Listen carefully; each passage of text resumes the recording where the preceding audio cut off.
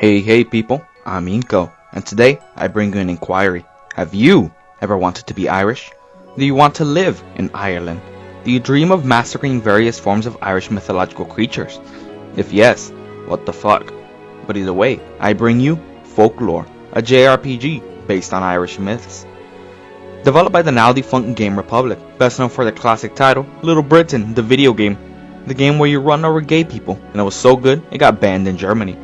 Directed by Yoshiki Okamoto, best known for helping make the live-action Resident Evil movies.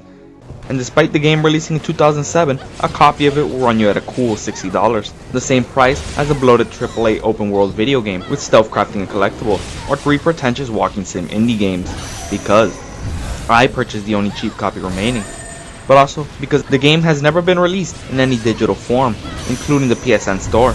In fact, it does not even have achievement support. So the only way to play it is to scour the entire fucking planet for a used copy. Folklore is a very interesting game and a unique JRPG with a unique setting that doesn't sell itself on nostalgia or anime tits. Unfortunately, no one living in the modern era owns a PS3, but luckily I can now comfortably turn my PC into one through the magic of emulation. It's safe, it's clean, it's biodegradable, and the game runs quite nicely. Graphically, the game has not aged much, unless you focus your attention on the skyboxes, which appear to be a JPEG that someone rendered on a Commodore 64. In fact, if you put this game next to anything Nihon Falcom has released in the last 5 years, you would be forgiven for thinking they all came out in the same year. The gameplay is tight, snappy, forcing you to pay attention and make quick decisions, and the story is a fucking ride. So let us start there. What exactly is Folklore, and what is it trying to tell?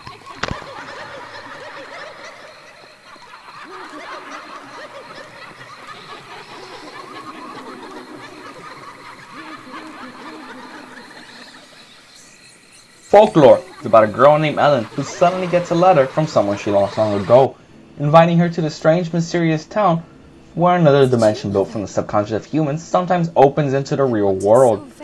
I know, they're basically just copying Silent Hill 2, but for better or worse, the comparisons end there. In fact, it's completely different. Folklore uses a dual narrative between the playable characters, being Ellen and Keats. Ellen is faced with the prospect of reuniting with her mother, where she jumps off a boat and fucking dies, while Keats, drawn by the strange folk call, seemingly just appears on the island ready to sniff out whatever story there is to write about. Arriving to the island, they both meet the person that lured them there, only to see her die. Ellen, seeing this, also fucking dies. She awakens in a small hut in the depths, wanting us to fully immerse ourselves in the Irish setting, make it so that the first thing we do is find a pub. In that pub, we find an accurate depiction of the people of Europe.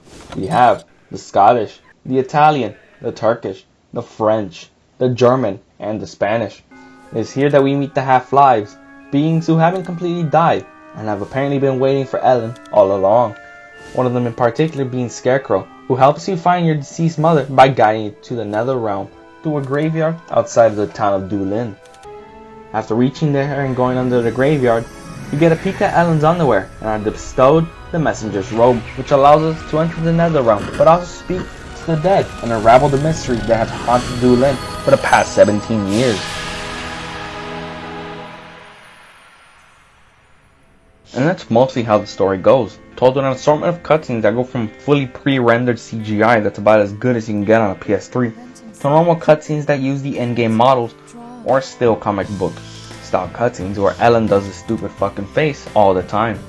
Ellen is trying to shed some light on her past, and Keats is investigating Doolin and the death rate of everyone who was important.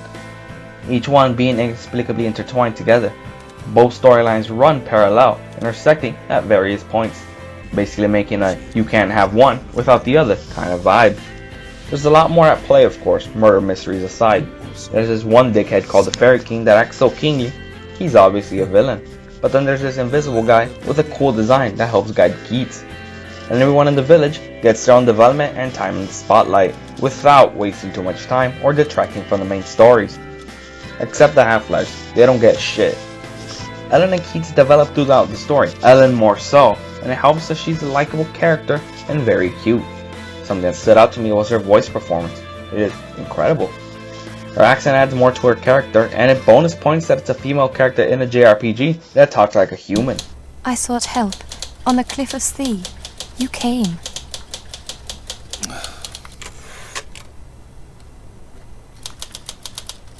Ah, for heaven's sake.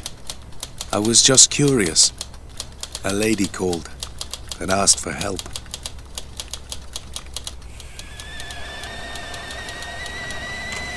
Oh, the water's boiled. I'll make some tea. The story is very tight. It rarely deviates from what's at hand, so you'll never see useless filler, such as main quest being find 3 stones and then listen to some dude talk for hours. The filler stays with the side quest. There is no fluff, but the story is very puff.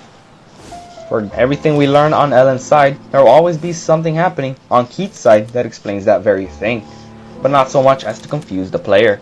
It encourages the player to take time and run both campaigns, and they are distinct from one another so that it doesn't feel boring or feel like you're rethreading the same story moment. That, and you're also kind of forced to do them, as progress gets locked after chapter 4 until you catch up with that respective character. Folklore's gameplay is balanced between two different parts. On one hand, you spend the day watching cutscenes and trying to find the object that will open the door to the specific part of the netherworld that you want to go to at night. From there, you enter various fantastical realms that serve as your gameplay dungeons, such as a fairy forest, an underwater city, the fiery pits of hell, and World War II. Combat is done by murdering the denizens of the realm for committing the sin of not wanting people to trespass on their homes, then imprisoning their souls within you and using them to continue killing their fellow folk. The combat is done in real time, meaning that you actively have to press the buttons, because this isn't your grandmother's JRPG, where you wait for your turn and pray to the elder gods that you get a critical hit. You face the direction that you want to attack and hit the button. Attacks can be wrapped at will and rather instantly, and since you swap between Ellen and Keats, both of them have the same folk, except with different movesets. Ellen is more defensive, while Keats is based around beating ass and eating ass, and he also has an overpowered double trigger. Every folk being the enemies you encounter, can be absorbed and added to your arsenal. Each one has its own unique attack, element, and purpose. For example, pooks and others like it are combo attacks that you use regularly and most enemies are weak to. This big fucker can slap dudes around. And this one is big cannon fire damage. This element factor is used to break various rocks, which act like chest and road barriers. But also, every enemy has its own weakness that can be exploited with specific elements, meaning that you have to experiment by cycling through all your folks to find the correct one, or do the smart thing and search on the internet to find out what they're weak to. You could use the in-game book that tells you their weaknesses, if you can decipher what the fuck is actually being said. But there's also the fact that you're tied to a stamina bar that dictates how many times you can use your folks.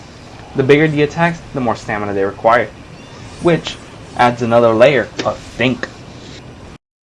Once you hurt enemies enough, you have to absorb their souls or essence. And this is the part where I have to warn you not to play this game while you're sitting with your hands under the table, due to the fact that this requires you to jerk your controller upwards. It's a small jerk, of course, but in the heat of battle, you're liable to pull the controller as hard as humanly possible. Yes, that's right, this game employs motion controls, because Sony had invested thousands of dollars into it, and they'd be damned if an exclusive title didn't use it. Also, how exactly does an emulator detect motion controls on a controller that's not even meant for the console it's running? You're asking the wrong guy. But man, am I glad it does, because this game would otherwise be unplayable. You have to do this for every enemy you encounter. It's your finishing move. But also, absorbing more of the same enemies levels them up. This makes it so that they either do more damage, add to your combo, or take less stamina to use. It's a little annoying to have to do it at first, but you get used to it, and as far as gimmicks go, this one is harmless and fun enough not to be a pain in the cock. It only gets fucky when it starts forcing you to do variations on it, such as shake your controller, but only when the shit is orange.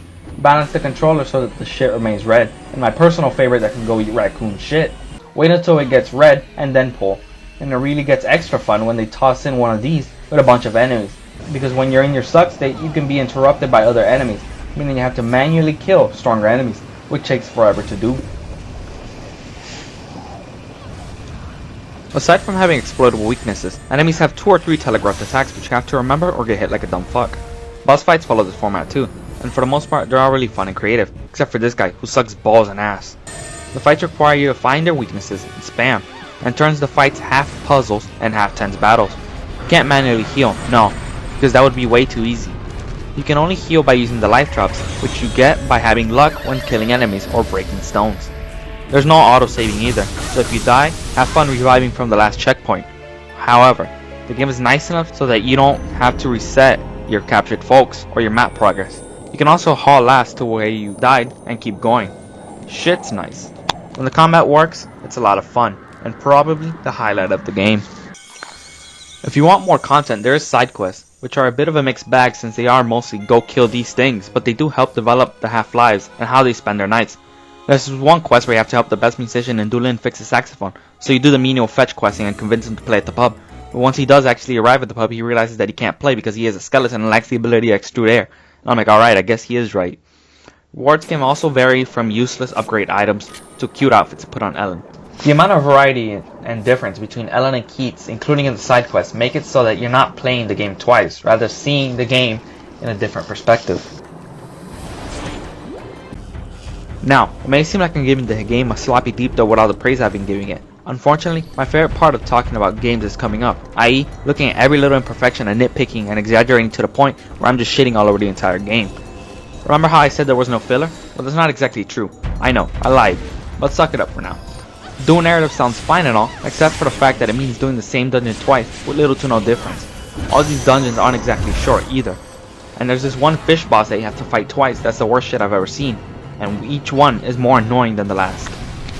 Part of the reason why this boss is so annoying is that you can't exactly attack him. You have to wait until he does this loop thing around, while he also chucks bombs at you, which, while they're not hard to dodge, they just take forever. Also, the fact that the hitboxes on this fish are so goddamn bad that hitting it is actually a guessing game. Aside from throwing bombs at you, there's also 3 phases that you have to fight, the last one being just his head. And his head harpoons straight at you and does a ton of damage, meaning you can get killed really easily and have to redo the entire fight. There is no animation cancelling, so any attack that you do, you have to commit and wait until the whole animation plays out, and you can't do anything else until it ends. Now, you might say, that doesn't sound like a big issue. Well, it is. That's why I'm talking about it, you dumb motherfucker. The problem becomes more apparent when you're fighting hordes. You attack but be stuck with it so that other enemies can easily attack or send projectiles that you can't avoid because you can't move or dodge or react accordingly. All you can do is get hit and then get stun locked over and over again, and you will die. You'll die a lot. Also, when you reach the final dungeon, turn off the game and ram a sewing needle down your urethra, because that is a far more enjoyable experience than anything that's in store for you. For some godforsaken reason, Folklore confuses difficulty with annoyance. Enemies will stun lock you until you die. The absorb mechanic forces you to do alternative moves, such as waiting for the enemy to turn red, forcing you to wait seconds before you can absorb them. But by then, you've already been interrupted, and the enemies, they do so much fucking damage. 3 hits and you're almost dead. And then you have the joy of fighting 4 final bosses, each one being shittier than the last. Well, not this one. No, this one's not that bad. But the old one, the old bastard, holy shit. He stun locks you, he hits you, he has 3 different other guys that stun lock you and kill you. Holy shit, stop doing that.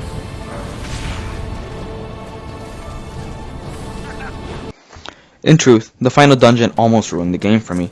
However, even a couple of hours wasn't enough to completely make me hate the game, even though I never want to do that final mission as long as I breathe and shit. This is truly a special game. Before I say this, I just need you to know that video game music is not my forte. I only tend to recognize it when it's outstandingly atrocious or when it's outstandingly good. So hearing the town music was very special. It's subtle, easy to pass off as melancholic, but without it, you don't get the atmosphere that the town is supposed to create. Dulin is a place stuck in time, unable to move past the murders that happened 17 years ago. It's foreboding, horrifying, and depressing all at the same time. Solving the murders that are presented at the beginning of the game would mean the death of Dulin, because at the heart of this town is that. It's in its history, which makes the town real to its inhabitants.